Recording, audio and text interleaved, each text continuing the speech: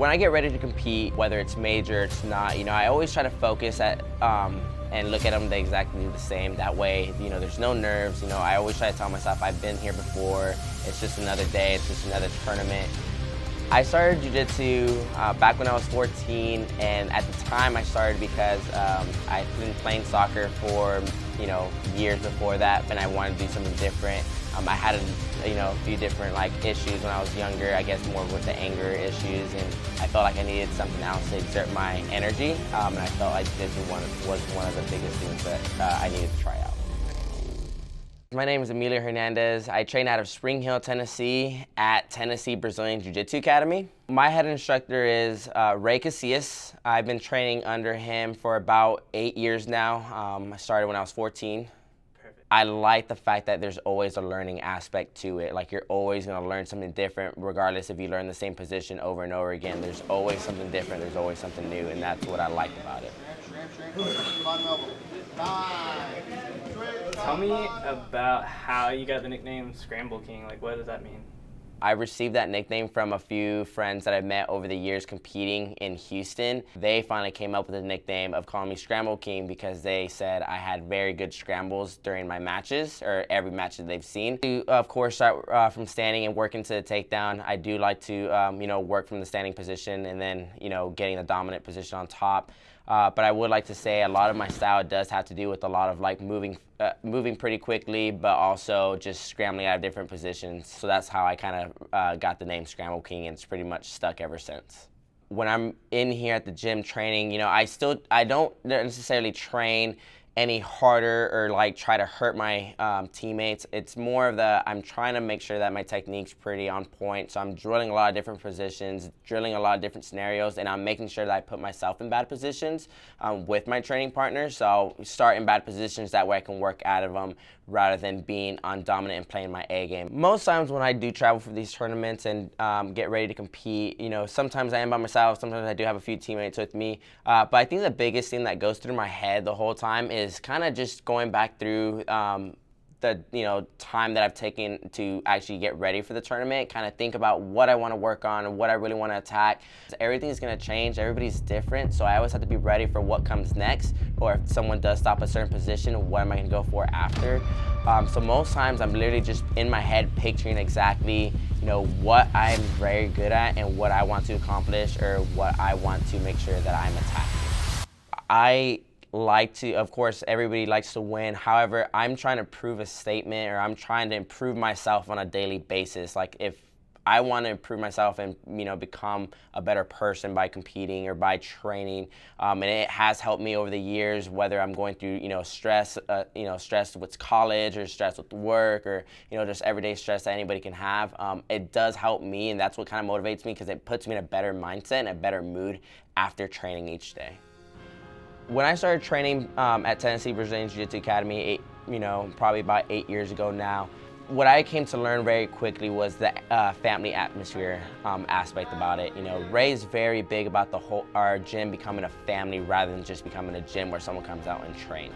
All right, when I first came into this store, everybody treated me like they knew me for multiple years. They all, welcomed me with open arms, and over the years, I kind of, felt a part of the, I felt part of the group. I felt like I was a part of the family, and slowly kind of started working my way into the gym atmosphere. I was traveling a lot with my main instructor, Ray Casillas, and then he had asked me to start helping him teach, and that's kind of where I started here at here teaching some of the kids' classes and kind of working my way up. I do enjoy teaching. I've been doing it for probably about 6+ years now. It has been one of the best things that I could have done or started doing was teaching. At first I got very nervous, and I've got a lot of great compliments of how I teach, and even to this day I still get nervous when I teach certain things. I've done 3 seminars overall, and each time it's a very great experience. But what I do love about teaching is seeing your students, or seeing the students and your teammates progress at a confidence level I see in some of the younger athletes as well. Some of the students that come in here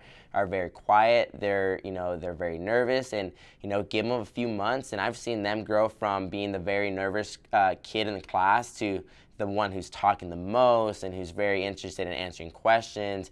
And we get a lot of great compliments from parents who talk about how their grades have improved. I work the front desk, but I connect with each family member, and I try to follow in Ray's footsteps of, this is a family atmosphere. We need to treat everybody like they're a part of the family, make them feel comfortable, make them feel welcome.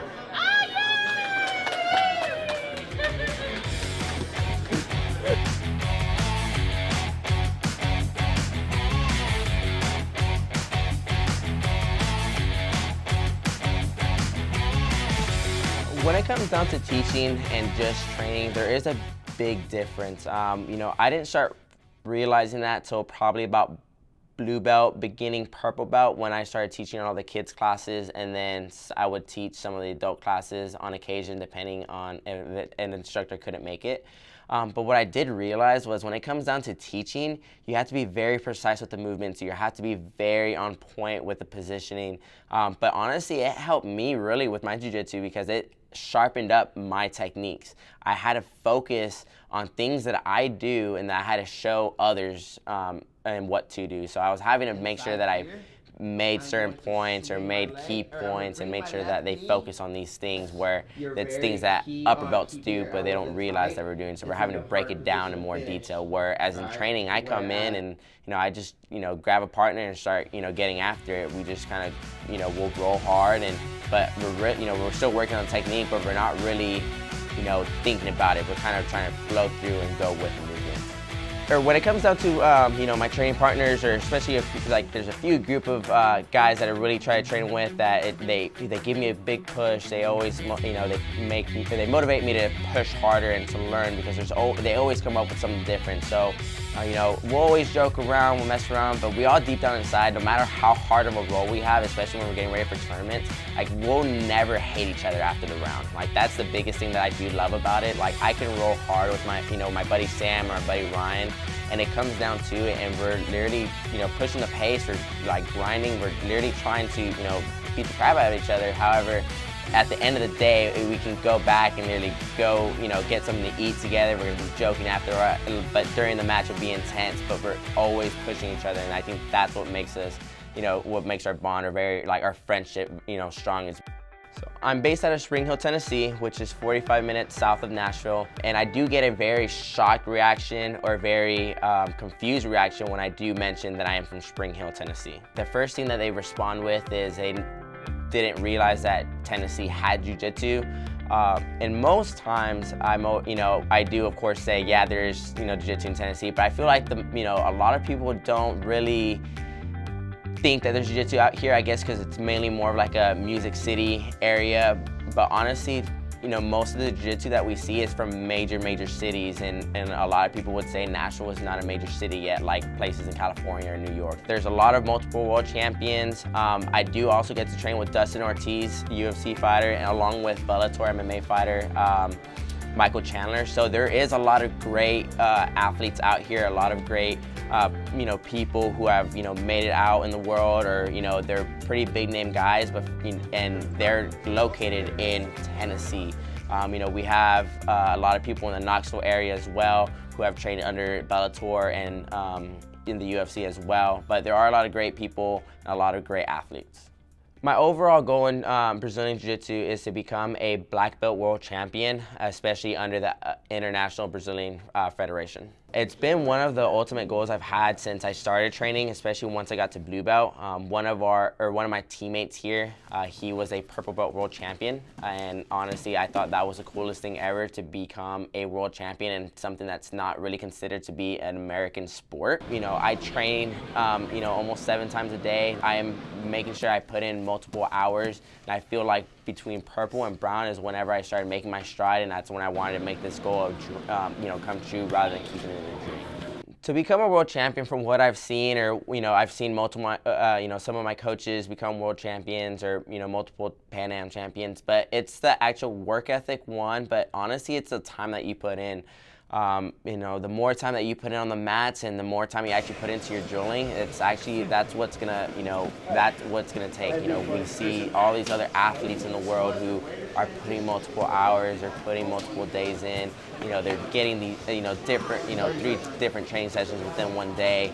They're putting in that effort, or they're putting in the extra work ethic that most people don't want to or think it's too hard. There's more to jiu-jitsu than just kind of like the competition aspect, or just a training aspect. There, the friendships and the bonds that you make with different people out through the world. So I would like to say that I'm a very humble, kind person, and but I like to be outgoing. So I do like to meet all these new people whenever I travel and compete.